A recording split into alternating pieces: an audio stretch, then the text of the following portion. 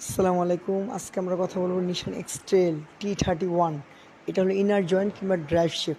এটার কেচিন থেকে মানে ড্রাইভ শেপটা বের করা হয়েছে, এটা বুশের সাথে জয়েনিং থাকে। আর ড্রাইভ শেপের যে ক্রিটিক্যাল প্রবলেমটা, আপনার 30 থেকে 40 কিলোমিটার স্পিডে চললে আপনার এই জায়গাটা যদি ক্ষয় থাকে সেক্ষেত্রে আপনি স্ট্রেনটা হালকা বাইবিট করবে।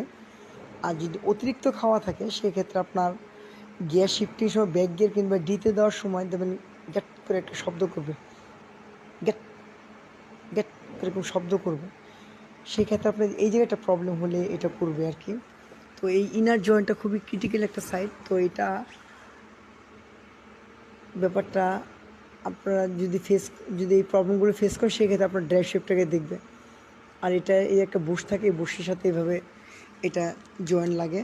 এটা আমরা আপনাদেরকে ফিটিংটা কীভাবে করতে হয় সেটাও দেখাই দেবো। আর এই আগার শেপটা থাকে আপনার গিয়ার বক্সের ভিতরে।